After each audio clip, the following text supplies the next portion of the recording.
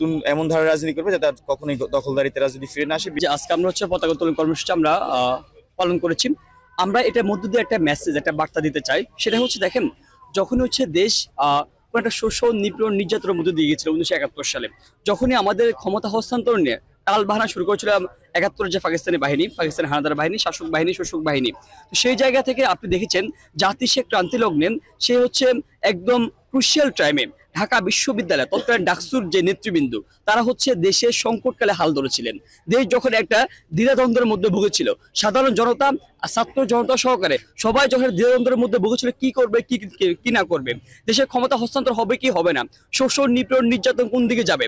আমরা যে ক্ষমতায় গিয়েছি, আমরা যে নির্বাচিত হয়েছে, নির্বাচিত প্রতিনিধিরা তারা কি নির্বাচন, তারা কি আসলে যেতে পারবেন কিনা, ক্ষমতা যেতে পারবেন কিনা, এই দ্বিধাদ্বন্দ্ব কাটিয়ে তৎকালীন ডাকসুর বিপি অর্থাৎ ঢাকা বিশ্ববিদ্যালয় শিক্ষার্থী সংসদের যে ছাত্র সংসদের যে নেতৃবৃন্দ আছেন তারা জাতিকে দিশা দেখিয়েছিলেন।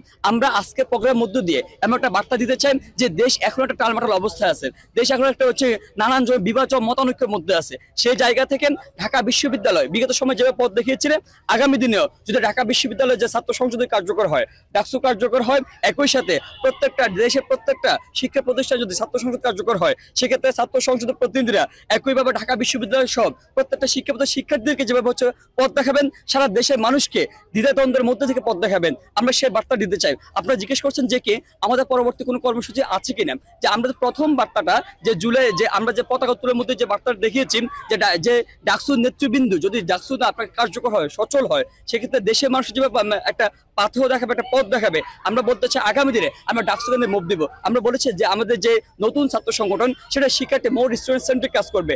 মোর স্টুডেন্ট সেন্ট্রিক কাজ করতে হলে অবশ্যই শিক্ষার্থীদের ছাত্র সংসদ যেটা সেটাকে কার্যকর করতে হবে। আমরা দেখেছি এর আগে যত ছাত্র সংগঠন এসেছেন তারা প্রত্যেকে ছাত্রদের রাজনীতির জন্য, ছাত্রদের জন্য রাজনীতি করা, আগামী দিনে ছাত্রদের কেন্দ্রিক রাজনীতি হবে।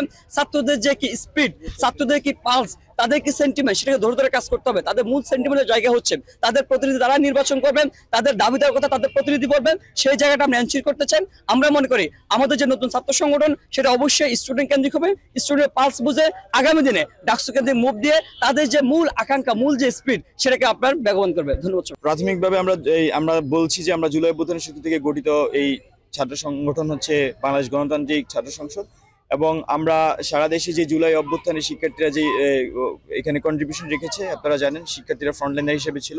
তো দেখা যাচ্ছে নতুন রাজনৈতিক বাস্তবতায় শিক্ষার্থীরা কিন্তু জাতীয় রাজনীতি করার সুযোগ খুব কম, সেক্ষেত্রে শিক্ষার্থীরা ছাত্র রাজনীতি করবে। আমরা ধারণা করছি যে মোর দেন 95% শিক্ষার্থীরা এখনো তারা ছাত্র অবস্থায় আছেন।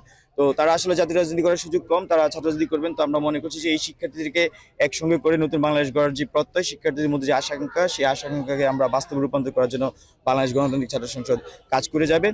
তার মধ্যে অন্যতম যে আমরা মনে করছি ক্যাম্পাসগুলোতে বিগত সময়গুলোতে ছাত্রলীগ যেভাবে দখলদারিত্বের রাজনীতি করতো, আমরা সেই দখলদারিত্বের রাজনীতি আমরা বন্ধ চাই, এবং বাংলাদেশ গণতান্ত্রিক ছাত্র সংসদ এই নতুন এমন ধারার রাজনীতি করবে যাতে আর কখনোই দখলদারিত্বের রাজনীতি ফিরে না আসে। বিশেষ করে ক্যাম্পাসগুলো যাতে গবেষণা ভিত্তিক, বিশেষ করে বিশ্ববিদ্যালয়গুলো গবেষণা ভিত্তিক বিশ্ববিদ্যালয়ের দিকে রূপান্তর হয়, পাশাপাশি এখানকার বাংলাদেশের শিক্ষার্থীরা যাতে কারিগরি শিক্ষায়ও শিক্ষিত হতে পারে। তো সবকিছু মিলিয়ে দেশের এই বিশ্ববিদ্যালয় সহ শিক্ষার্থীদের যে আমরা জেনারেশন আছি সেখানে যাতে আমরা মানবিক মর্যাদা পাই, এখানে ন্যায্য অধিকারের বিষয়টি আছে সেটা নিয়েও আমাদের বাংলাদেশ গণতান্ত্রিক ছাত্র সংসদ কাজ করবে।